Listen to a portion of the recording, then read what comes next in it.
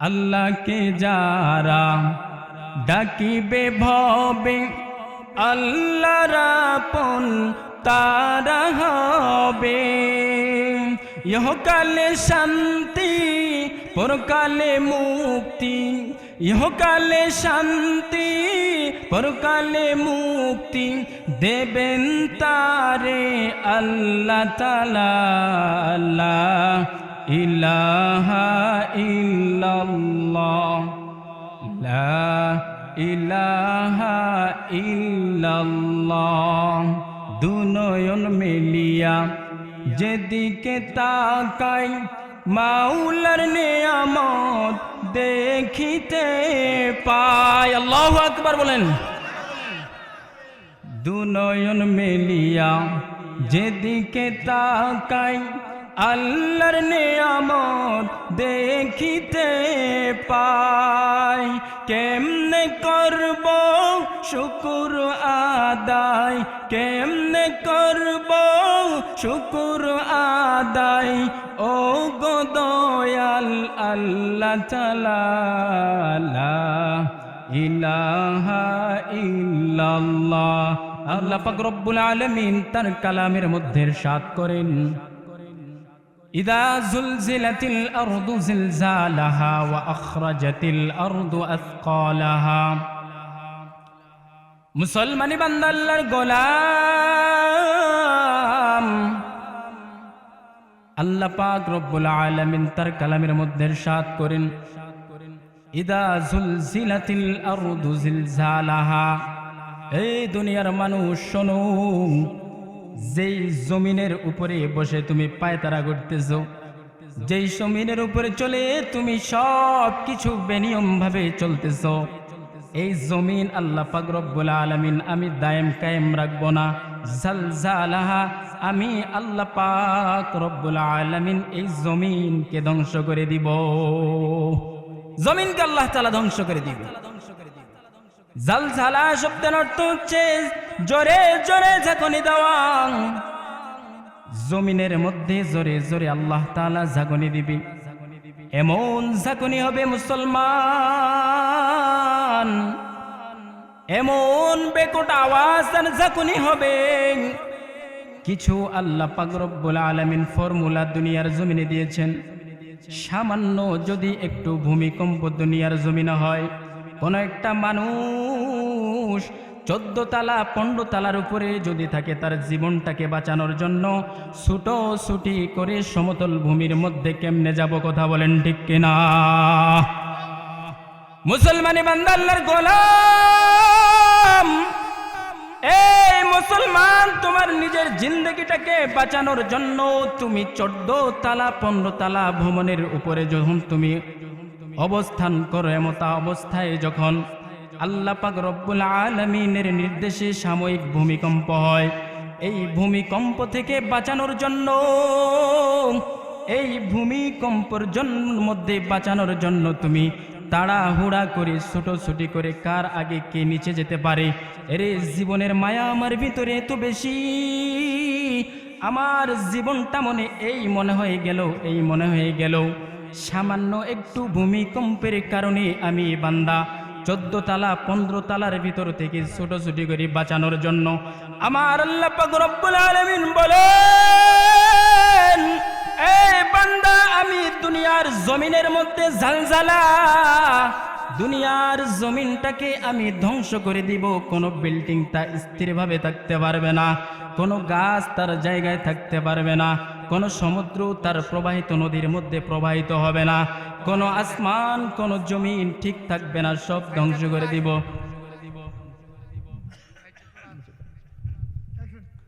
থাকবে না। আল্লাহ পাক রব্বুল আলামিন করেন বলেন, সব কিছু ঠাস ঠাস করে দুনিয়ার জমিনে পড়ে যাবে। এই বিল্ডিং দুনিয়ার জমিনে পড়ে যাবে, গাছপালাগুলা তুলার মতো উঠতে উঠতে আকাশের দিকে উঠে যাবে। ওয়া আখরাজাতিল আরদু আসকালাহা, আল্লাহ পাক রব্বুল আলামিন বলেন, আল্লাহ পাক রব্বুল আলামিন যখন দ্বিতীয় ফুৎকার দিতে বলবে ইসরাফিল আলাইহিস সালাতু ওয়াস সালামকে, জমিনের ভিতরে যেই সমস্ত বোঝাগুলো আছে জমিনটা আল্লাহ পাক রব্বুল আলামিনের নির্দেশে বাহির করে দিবে। এরে মুসলমানি বান্দা, আল্লাহর গোলাম, জমিনের নিচে যেই সমস্ত মানুষগুলা দাফন, জমিনের নিচে যেই সমস্ত জিনিসগুলা দায়েম আছে, এই স্বর্ণের খনি, হীরার খনি, টাকার খনি, যা কিছু খনি আছে, আল্লাহ পাক রব্বুল আলামিনের নির্দেশে জমিন তা বাহির করে দিবে। জমিন তা বাহির করে দিবে। তাহলে এই পৃথিবীর মধ্যে কেউই থাকবে না, জমিন তার বোঝা বাহির করে দিবে। আল্লাহ তাআলার হুকুমে গোটা পৃথিবী ধ্বংস হয়ে যাবে। وقال الإنسان ما لها, আল্লাহ পাক রব্বুল আলামিনের নির্দেশে যেই সমস্ত মানুষগুলা জমিনের নিচে ছিল, মৃত মানুষ যে যেখানে যে অবস্থার মধ্যে দাফন হয়েছে, বন্ধুরা আমার, ওই সমস্ত দাফনকৃত মানুষদেরকে আল্লাহ তাআলা পরিপূর্ণ গঠন দিয়ে দুনিয়ার জমিনে আবার বাহির করে দিবে। وقال الإنسان ما لها, ওই মানুষগুলা বলবে, হায় রে কি হলো, এই জমিনটা কেন ঝাঁকুনি দিচ্ছে, লাফনি দিচ্ছে, কারণটা কি? ওই সমস্ত মানুষগুলা বলবে, কিন্তু জমিন তার উত্তরে বলে দিবে, বিআন্না রাব্বাকা আওহা লাহা, জমিন তা বলে দিবে, রে মানুষ, এই জমিনটা কিন্তু এমনি এরকম করে নাই, এই জমিনের ভিতরে আল্লাহ তাআলার আদেশ হয়েছে, এই জমিনের মধ্যে তুমি নাফরমানি করেছো, এই জমিনের মধ্যে তুমি মন চায় জিন্দেগি চালাইছো। আল্লাহ পাক রব্বুল আলামিন আজকে এই জমিনকে আদেশ করেছে, জমিন ধ্বংস হয়ে গেছে। মাটির নিচে যেই সমস্ত স্বর্ণ সম্পদগুলা আছে, এই সম্পদগুলাকে আদেশ করেছে, সম্পদগুলা বাহির হয়ে গেছে।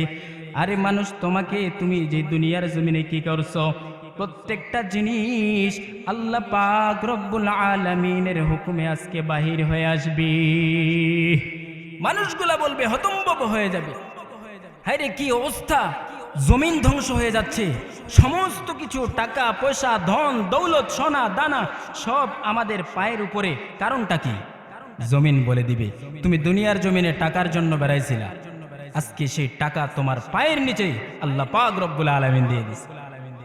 তুমি স্বর্ণের জন্য ছুটেছিলা, সেই স্বর্ণের খনি তোমার পায়ের কাছে দিয়েছে। মুসলমান বন্ধুরা রে আমার, জন্মের পর থেকে অনেক মানুষ অনেক রক্ত রে বাবা,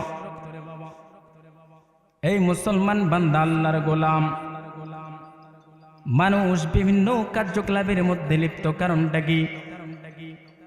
এক বিবির লোভ, দুই সালে সন্তান আত্মীয়তার সম্পর্কের লোভ, এই সমস্ত লোভের কারণে আজকে মানুষ তার ইমাল আমল সব কিছু হারিয়েছে। এমনকি রে মুসলমানি বান্দা আল্লাহর গোলাম, সন্তান তার বাবাকে চিনে না, বাবা তার সন্তানকে চিনে না, শুধু একটাই কারণ, এই তোমাকে সম্পদ দিব না, তোমাকে টাকা দিব না, এই সন্তান তুমি তোমার বাপের উপরে চড়াও হয়েছো। এই সমস্ত কারবারগুলার কারণে এই জমিন আল্লাহ তাআলার কাছে সাক্ষ্য দিবে, আয় রব্বুল আলামিন আল্লাহ, আপনার এই বান্দা দুনিয়ার জমিনে আপনার হুকুম আদায় করে না, আজকে আপনার কাছে আমি জমিন আপনার কাছে বিচার দিলাম। আপনি দুনিয়ার জমিনে তাদেরকে যেভাবে যে উদ্দেশ্যে পাঠাইছিলেন, ওগো আল্লাহ, খোদার কসম করে বলতেছি, আমার উপরে তারা বিচরণ করেছে, কিন্তু কোশ্চিন কালেও জমিনের উপরে আপনার কুদরতি পায়ে তাদের কপালটুকু ঠেকায় নাই। জমিন আল্লাহ তাআলাকে বলে দিবে, জমিনে চলছে, খাইছে, কিন্তু আল্লাহ আপনার কুদরতি পায়ে এই সমস্ত বান্দারা সিজদা দেন। মুসলমান বন্ধুরা রে আমার, এই দুনিয়ার মুসলমান, যেহেতু মা বোনেরা এই আয়োজনটা করেছেন, সাহাবা আজমাইন রাদিয়াল্লাহু আনহুম কেমন ছিলেন, সাহাবাদের কেমন তাদের সেই দিন আর ধর্মের উপরে তারা লিপ্ত ছিলেন। মহিলা মা বোনেরা আমার ভালো করে দিলের কান দিয়ে শুনবেন, জান্নাত তারা কেমনে কামাই করছেন, কেমনে জান্নাত তারা কামাই করছেন। আল্লাহর পয়গম্বর জনাবে মুহাম্মদুর রাসূলুল্লাহ সাল্লাল্লাহু আলাইহি ওয়াসাল্লাম দিনের কাজের জন্য মক্কার মধ্যে কয়েক মাস যাবত বাড়ির মধ্যে আসে নাই। হঠাৎ করে আল্লাহর পয়গম্বর জনাবে মুহাম্মদুর রাসূলুল্লাহ সাল্লাল্লাহু আলাইহি ওয়াসাল্লাম বাড়িতে মধ্যে আসছেন। বাড়িতে আসার পরে বিবিরে ডাকছে, ও বিবি, ও খাদিজা, অনেক দিন যাবত দিনের দাওয়াতের জন্য বাহিরে ছিলাম। খাদিজা রে, গেটটা তাড়াতাড়ি খোলো, তোমার রসুল গেটের মধ্যে আসছে। খাদিজা তুমি তাড়াতাড়ি গেটটা খোলো। আল্লাহর পয়গম্বরের বিবি খাদিজাতুল কুবরা রাদিয়াল্লাহু তাআলা আনহা সঙ্গে সঙ্গে গেটটা খুলছেন। আল্লাহর রসুল আসছে, দেরি হলে আমার বেয়াদবি হয়ে যাবে। গেটটা খোলার সঙ্গে সঙ্গে আল্লাহর পয়গম্বর ঘরের মধ্যে ঢুকে গেছেন।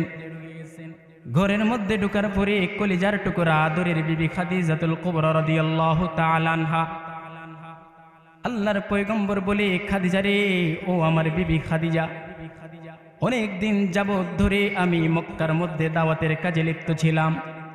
অনেক দিন যাবত একটা খাবার আমার পেটের মধ্যে ঢুকে নাই। ও খাদিজা, অনেক ক্লান্ত, অনেক খিদা। এই খাদিজা, পেটের মধ্যে অনেক ভোগ, ঘরের ভিতরে কোনো খাবার আছে না রে খাদিজা?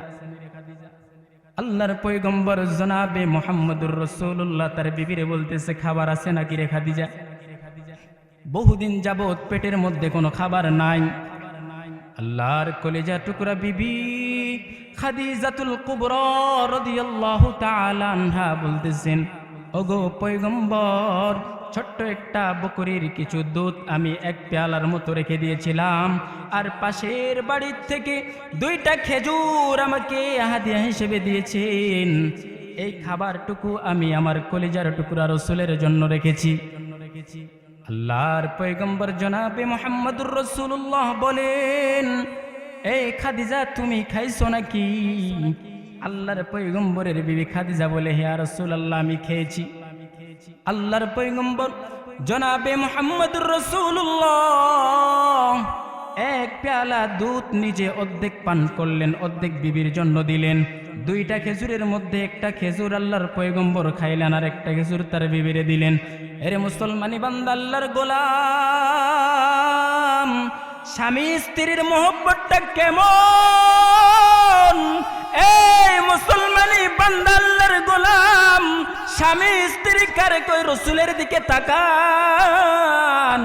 স্বামী স্ত্রী কাকে বলে আপনারা আল্লাহর ওলিদের দিকে তাকান। আল্লাহর পয়গম্বরের বিবি জনাবে খাদিজাতুল কুবরা রাদিয়াল্লাহু তাআলা আনহা নিজে খায় নাই, তার স্বামীর জন্য রেখে দিয়েছেন। কথা বলেন ঠিক কিনা? নিজে খায় নাই, স্বামীর জন্য রেখে দিয়েছেন।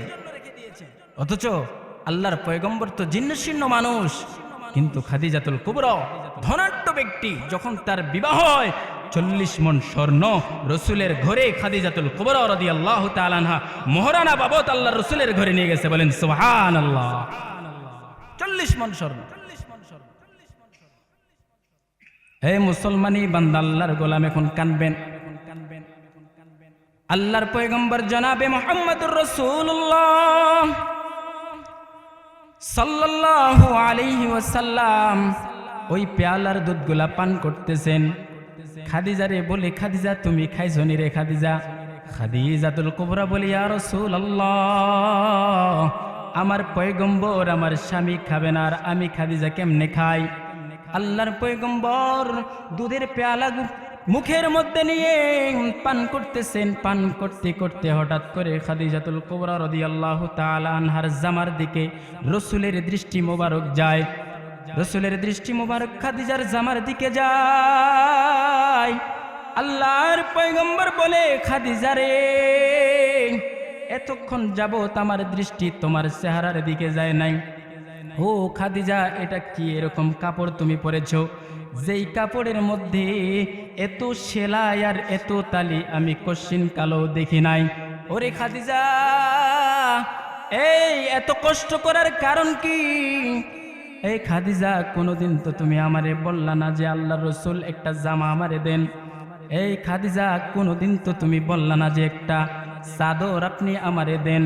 কোনোদিন বললা না ইয়া রাসূলুল্লাহ দাওয়াতের কাজের জন্য আপনি বাইরে যান, এই আল্লাহর পয়গম্বর একটা কাপড় আমারে দেন। দাওয়াতের কাজের জন্য আপনি বাইরে যান, একটা কাপড়ও আপনার কাছে চাই নাই। এই খাদিজা, তুমিও আমার কাছে চাও নাই। আল্লাহর পয়গম্বরের বিবি খাদিজাতুল কুবরা রাদিয়াল্লাহু তাআলা আনহা আল্লাহর পয়গম্বরের কাছে চায় নাই। আল্লাহর পয়গম্বর বলতেছে, খাদিজা তুমি না খেয়ে থাকো, তারপরও কোন আবদার আমার কাছে করো না, কারণটা কি? আল্লাহর পয়গম্বরের বিবি বলেন, ইয়া রাসূলুল্লাহ, ইয়া হাবিবাল্লাহ, আপনি জানি সারাদিন সারা রাত ভোর আপনি ইমানের জন্য, ইসলামের জন্য মক্কাতুল মুকাররমার মধ্যে ঘুরেন। মক্কার মধ্যে আপনি মানুষদেরকে ইসলামের দাওয়াত দেন। আমি কশ্চিন কালো খাদিজা আপনার কাছে আবদার করতে পারি না। ইয়া রাসূলুল্লাহ, আপনার কাছে আমি চাই নাই, এই কারণ। আল্লাহর পয়গম্বর বলেন, খাদিজা রে, 40 মণ স্বর্ণ তুমি আমার বাড়িতে নিয়ে আসলা, আমার বাড়িতে 40 মণ স্বর্ণ নিয়ে আসলাম। কোনদিন বললা না ইয়া রাসূলুল্লাহ এতগুলা সম্পদ আমি আমার বাবার থেকে আপনার কাছে নিয়ে আসলাম, আমার সম্পদগুলা আপনার কাছে দান করে দিলাম। আল্লাহর পয়গম্বর বলতেছে, কোনদিন তুমি আমারে বলো নাই সম্পদগুলা করলা কি? রে মুসলমানি বান্দা, আল্লাহর গোলাম, আল্লাহর পয়গম্বরের বিবি খাদিজাতুল কুবরা রাদিয়াল্লাহু তাআলা আনহা বলে, ইয়া রাসূলুল্লাহ কশ্চিন কালো আপনাকে আমি বলি নাই, আপনার কাছে স্পেশাল কিছু জিনিস আমি খাদিজা আপনার কাছ থেকে বায়না করব, যার জন্য আমি খাদিজাতুল কুবরা কোনোদিন আপনাকে বলি নাই। সুবহানাল্লাহ। দেখেন, আল্লাহর রসুলের কাছে স্পেশালিস্ট কিছু জিনিস খাদিজা তার স্বামীর কাছ থেকে চাইবে। ধন দৌলত আল্লাহর পয়গম্বর কোন কাজে ব্যবহার করছে, কোথায় ব্যবহার করছে, আল্লাহর পয়গম্বরের বিবি খাদিজা কোশ্চিন কালো জিজ্ঞাসা করেন, ইয়া রাসূলুল্লাহ আপনি আমার ধনগুলা কি করলেন? 40 মণ স্বর্ণ আমি আনলাম, সেই 40 মণ স্বর্ণ আপনি কি করলেন? আল্লাহর পয়গম্বর বলতেছে, আরে খাদিজা, কোনোদিন তো তুমি আমার কাছে বললা না যে আল্লাহ রসুল আপনি ধনগুলা কি করলেন? কোনোদিন খাদিজা আল্লাহ রসুলের কাছে টাকা চায় নাই, পয়সা চায় নাই, খাবার চায় নাই। কারণ একটাই, যে রসুলের সাথে যদি আমি সবর করতে পারি, তাহলে অবশ্যই অবশ্যই রসুলের কাছ থেকে আমি খাদিজা যা চাইবো, রসুল আমাকে প্রত্যেকটা জিনিস তার প্রথম বিবি হিসেবে খাদিজাতুল কুবরা আমি যেটাই আবদার করব, আল্লাহর পয়গম্বরের রসুল আমার আবদার পূরণ করবে। বলেন সুবহানাল্লাহ। হযরতে খাদিজাতুল কুবরা রাদিয়াল্লাহু তাআলা আনহা আল্লাহর পয়গম্বর জনাবে মুহাম্মদুর রাসূলুল্লাহ সাল্লাল্লাহু আলাইহি ওয়াসাল্লামকে বলতেছেন, ইয়া রাসূলুল্লাহ, ইয়া হাবিবাল্লাহ, কোনদিন আমি খাদিজা তোমার কাছে কোনো জিনিস চাই নাই। আজকে খাদিজাতুল কুবরা রাদিয়াল্লাহু তাআলা আনহা, আপনি রসূল, সারা জাহানের বাদশা, সমগ্র পৃথিবীর বাদশা, আমি আপনার রসুলের কাছে, আমার স্বামীর কাছে এমন 3টা জিনিস চাইবো, যে 3টা জিনিস আমাকে আমার রসুল আমাকে দিবে। আল্লাহর পয়গম্বর বলে, খাদিজা রে, এমন কোন আবদার নাই যে আবদারটা তুমি আমি রসুলের কাছে করবা, আমি রসুল দিব না, এমনটা হতে পারে না। কারণ আল্লাহর পয়গম্বর বলেন, খাদিজা আমার দুঃখের দিনেরও সাথী, সুখের দিনের সাথী। যখন আমার পাশে কেউ ছিল না, অর্থ কড়ি টাকা পয়সা দিয়ে খাদিজা হেল্প করছে, আমাকে অনেক সাহায্য করছে। এই খাদিজা তুমি আমি রসুলের কাছ থেকে চাইবা, আমি রসুল আমার খাদিজারে দিব না, এমনটা হতে পারে না। আল্লাহু আকবার বলেন, আরো জোরে বলেন আল্লাহু আকবার। আল্লাহ রসুলের কাছে 3টা জিনিসের আবদার করছে। হে মুসলমান, হে মা বোনেরা আমার, ভালো করে দিলের কান দিয়ে শুনবেন। পরনিন্দা গীবত আর কত করবেন? খাদিজার জীবনের দিকে একটু তাকান। খাদিজা কেমনে জান্নাত কামাই করছেন, কেমনে দুনিয়ার ভয় ভীতি তার অন্তরের ভিতরে লালন পালন করছেন। চিন্তা করেন, খাদিজা আপনার আমার মতো একজন রমণী, খাদিজা আপনার মতো একজন মেয়ে, আপনার মতো একজন নারী, সে জান্নাত কেমনে কামাইছেন? খাদিজাতুল কুবরা রাদিয়াল্লাহু তাআলা আনহা বলেন, ইয়া রাসূলুল্লাহ, ইয়া হাবিবাল্লাহ, কোনদিন আপনার কাছ থেকে কোনো জিনিসের আমি আবদার করি নাই, কিন্তু আজকে আমার একটা সময় এসেছে, আমি আমার পয়গম্বরের কাছ থেকে কয়েকটা জিনিসের আবদার করব। আল্লাহর পয়গম্বর জনাবে মুহাম্মদুর রাসূলুল্লাহ সাল্লাল্লাহু আলাইহি ওয়াসাল্লাম বললেন, হে খাদিজা, তোমার কি আবদার আছে করো। আল্লাহর পয়গম্বরের বিবি খাদিজাতুল কুবরা রাদিয়াল্লাহু তাআলা আনহা বলেন, ইয়া রাসূলুল্লাহ, কোশ্চেন কালো তোমার কাছে কোনো জিনিসের আবদার করি নাই, টাকা চাই নাই, খাবার চাই নাই, ভরণ পোষণের কোনো জিনিস আমার পয়গম্বর জনাবে মুহাম্মদুর রাসূলুল্লাহ থেকে চাই নাই। আজকে এমন কিছু জিনিস আমি চাইবো আপনাকে দিতে হবে, আপনি দিবেন কিনা? বলেন দিবেন কিনা?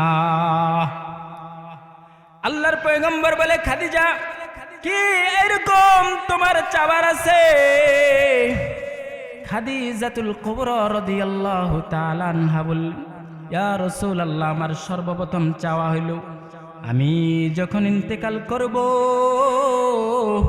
ইয়া রাসূলুল্লাহ, আপনার জুব্বা মোবারক দিয়ে আপনি আমাকে দাফন করবেন, আপনার জুব্বা মোবারক দিয়ে আপনি আমার শরীরটাকে ভেজাবেন, আপনার জুব্বা দিয়ে আপনি আমার শরীরটাকে কাফন হিসেবে পরাবেন।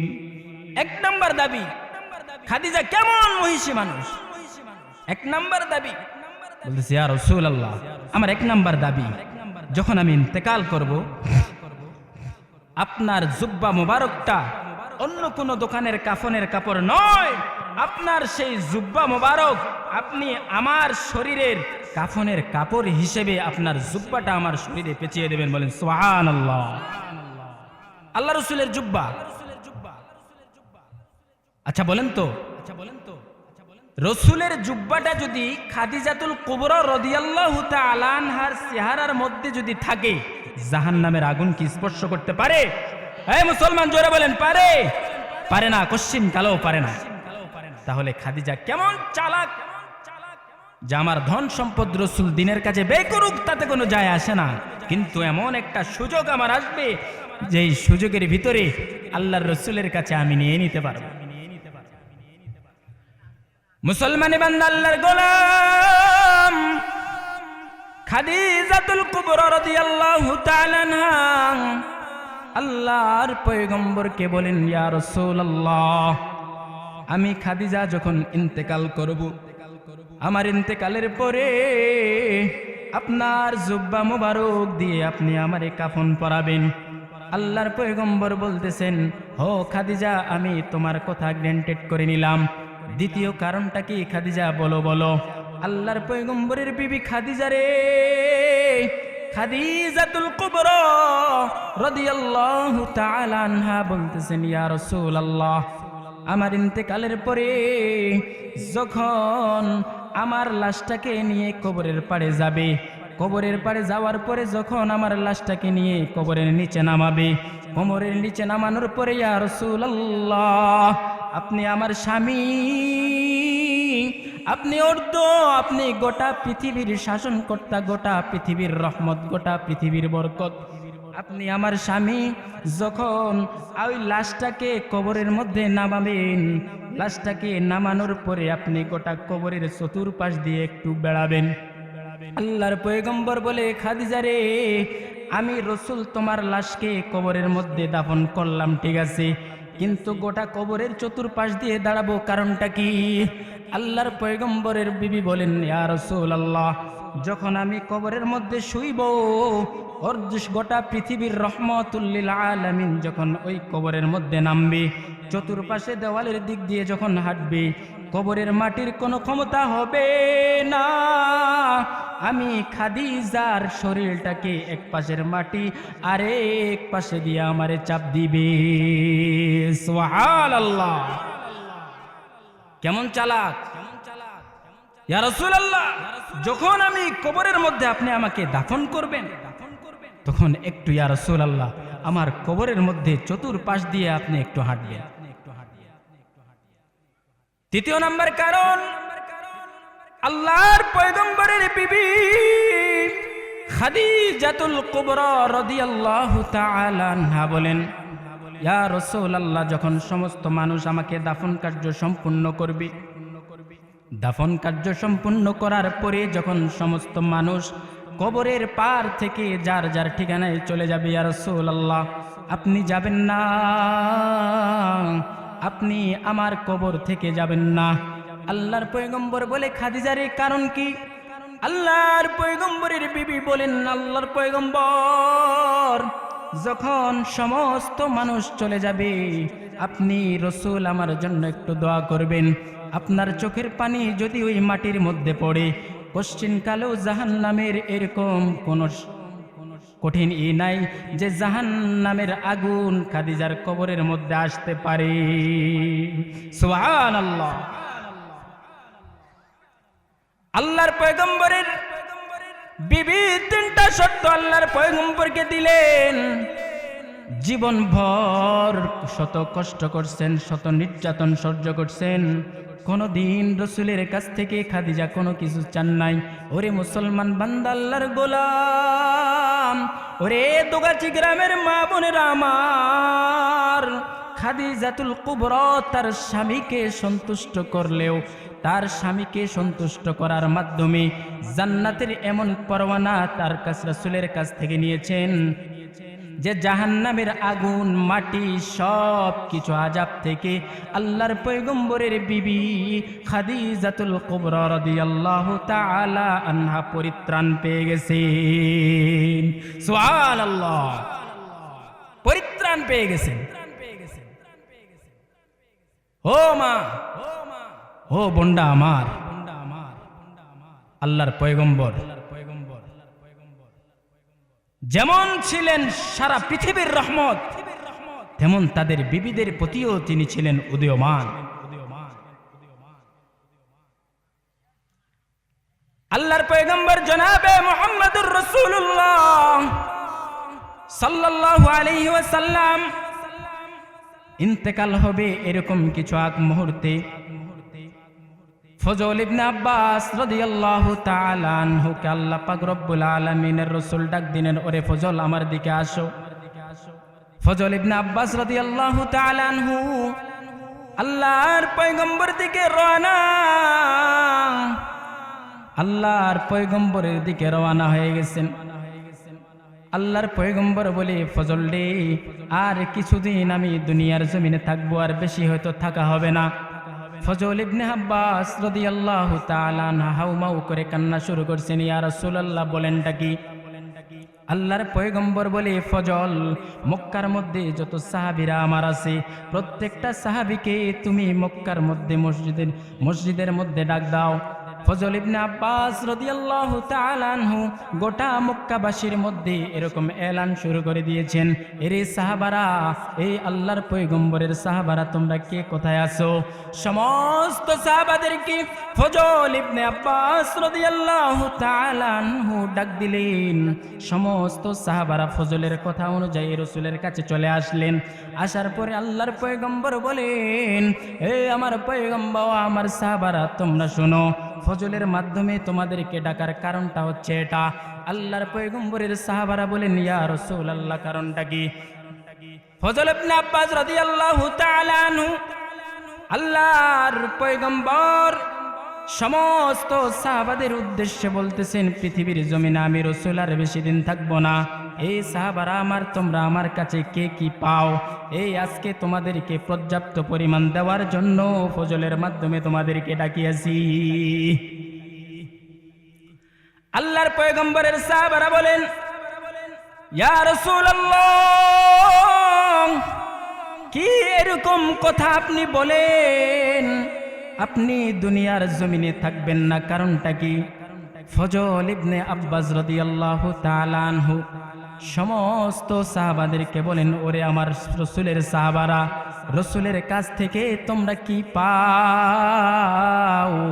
এই রসুলের কাছে তোমরা আজকে বলে দিবা। আল্লাহর পয়গম্বর বলতেছেন, আমার কাছে কে কি পায়, কে কি পায়।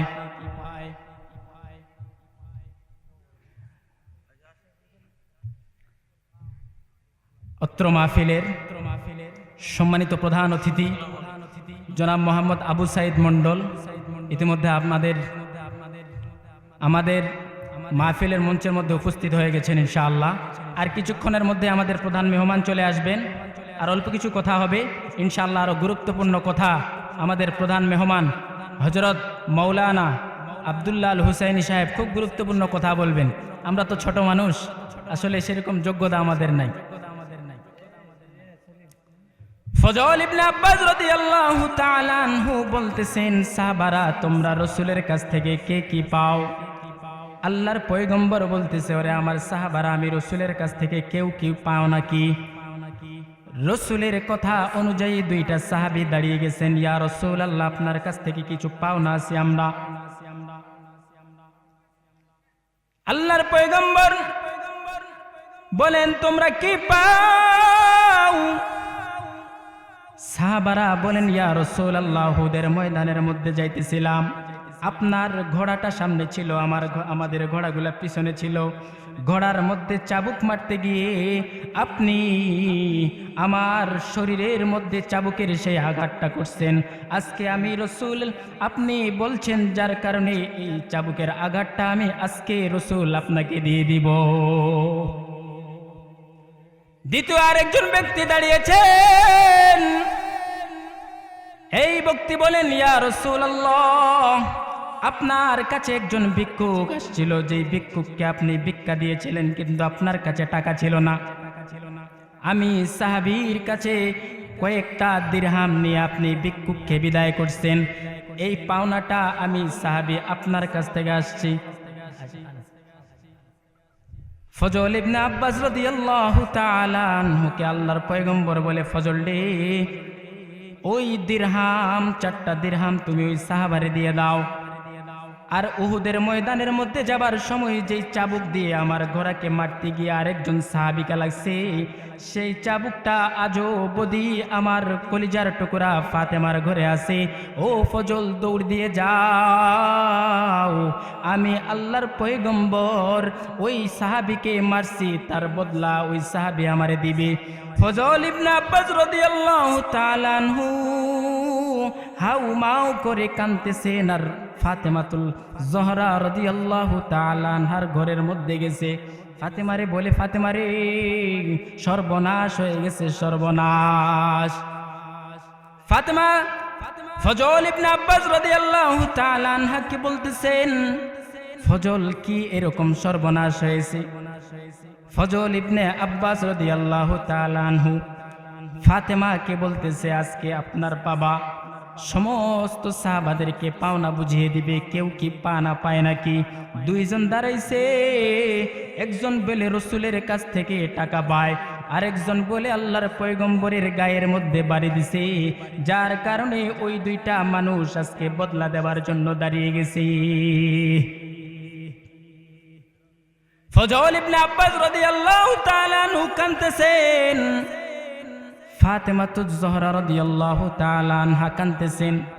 হাসান আর হুসাইনকে বলে, ওরে হাসান, ওরে হুসাইন, তোমার নানাকে আজকে উত্তম বদলা দেওয়া হবে। তোমার নানা তো জীর্ণ শীর্ণ একজন মানুষ, কেউ কি পায় না, কে এরকম কিছু পাওনা আজকে বুঝিয়ে দেওয়া হবে। ফজল ইবনে আব্বাস রাদিয়াল্লাহু তাআলা আনহু চাবুকটা নিয়ে আল্লাহর পয়গম্বরের কাছে দৌড় দিছেন। ফাতেমা এদিকে তার সন্তানদেরকে বলতেছে, হাসান রে, তোমার নানা অসুস্থ, আজকে তোমার নানাকে যদি এই চাবুক দিয়ে আঘাত করা হয়, মনে হয় আজকে জমিন থেকে তোমার নানা বিদায় হয়ে যাবে। ফজল ইবনে আব্বাস রাদিয়াল্লাহু তাআলা আনহু আল্লাহর পয়গম্বরকে বলতেছেন, ইয়া রাসূলুল্লাহ, এটা কোশ্চিন কালেও সহ্য করা যায় না। আবু বকর সিদ্দিক রাদিয়াল্লাহু তাআলা আনহু বলতেছেন, ইয়া রাসূলুল্লাহ, কোশ্চিন কালেও সহ্য করা যায় না। হযরত ওমর খাত্তাব রাদিয়াল্লাহু তাআলা আনহু বলতেছেন, রাসূলুল্লাহ কোশ্চিন কালেও সম্ভব না, আপনাকে নয়, ওই সাহাবা যদি মায়ের দেওয়ার লাগে আমি আবু বকর আমার গোটা শরীরটা ওই সাহাবীর কাছে পেশ করে দিলাম, আপনি রসুলের গায়ে নয়, যত মায়ের আমি আবু বকরের কাছে দাও। আল্লাহু আকবার। আবু বকর কাঁদতেছেন, রহমাতুল্লিল আলামিনের শরীরের মধ্যে চাবুকের বাড়ি পড়বে, আবু বকর কোশ্চিন কালেও সহ্য করতে পারে না, ওমর কোশ্চিন কালেও সহ্য করতে পারে না। ওই জায়গার মধ্যে কান্নার রোল ছুটে গেছে, হাসান হুসাইন কাঁদতেছে, আরে আদরের নাতির সামনে নানাকে মারবে, কোশ্চিন কালেও সহ্য হতে পারে না। নানার কাছে দুই নাতি চলে গেছে, ওই সাহাবারে বলতেছে, ও সাহাবী, তুমি যদি পাষণ্ড হয়ে থাকো তাহলে আমার নানার গায়ে মারতে পারো, কিন্তু ন, আজকে তুমি আমার নানার গায়ে মারতে পারো না, আজকে দুই নাতি আমরা এসেছি, আরে আপনার কাছে আমরা দুই নাতির পিঠগুলাকে আপনার কাছে সপর্দ করে দিতেছি, ভাই যত মায়ের দেওয়ার লাগে আপনি আমাদেরকে মায়ের দেন, কিন্তু নানার গায়ে কোশ্চিন কালেও আপনারা কি করেন না, একটুকু আঘাত করেন। ফজল ইবনে আব্বাস রাদিয়াল্লাহু তাআলা আনহুকে আল্লাহর পয়গম্বর জনাবে মুহাম্মদুর রাসূলুল্লাহ সাল্লাল্লাহু আলাইহি ওয়াসাল্লাম বলেন, ওরে ফজল চাবুকটা দিয়ে দাও। ফজল ইবনে আব্বাস রাদিয়াল্লাহু তাআলা আনহু কাঁদতেছেন আর চাবুকটা সাহাবারে দিয়ে দিলেন। সাহাবা আজমাইন রাদিয়াল্লাহু তাআলা আনহু হতভম্ব হয়ে দেখে আসছে যে আজকে কি এরকম একটা কার্যকলাপ এখানে ঘটে যাবে। ফজল ইবনে আব্বাস রাদিয়াল্লাহু তাআলা আনহু সেই চাবুকটা আল্লাহর রসুলের নির্দেশে সাহাবার হাতে উঠাইয়া দিলেন। সাহাবা বললেন, ইয়া রাসূলুল্লাহ, চাবুক পাইলাম ঠিক আছে, কিন্তু আপনি যখন আমাকে মারছেন আমার শরীরের মধ্যে এমন কিছু দাগরা উঠছে, এই দাগরা যেন আপনার শরীরে উঠে, এই জন্য আপনি আপনার শরীরের সেই জামাটা বাহির করে ফেলেন। আল্লাহর পয়গম্বর ওই সাহাবার কথা অনুযায়ী আল্লাহর পয়গম্বর তার জামাটা উঠাই ফেললেন। আল্লাহর পয়গম্বর জনাবে মুহাম্মদুর রাসূলুল্লাহ সাল্লাল্লাহু আলাইহি ওয়াসাল্লাম জামাটা উঠার সঙ্গে সঙ্গে ওই সাহাবী তার চাবুক নিয়ে রসুলের কাছে আগিয়ে আসতেছে। যখনই আল্লাহর পয়গম্বরের কাছে আসছেন, রাসূলুল্লাহ সাল্লাল্লাহু আলাইহি ওয়াসাল্লামকে জড়িয়ে ধরছেন। জড়িয়ে ধরার সঙ্গে সঙ্গে রসুলের শরীরের মধ্যে পিঠের মধ্যে একটা মোহরে নবুয়তের চিহ্ন ছিল। সেই মোহরে নবুয়তের চিহ্নটা ওই সাহাবী আল্লাহর রসুলকে মারে নাই, মোহরে নবুয়তের চিহ্নটা রসুলের সেই সাহাবী আল্লাহর পয়গম্বরের ওই মোহরে নবুয়তের চিহ্ন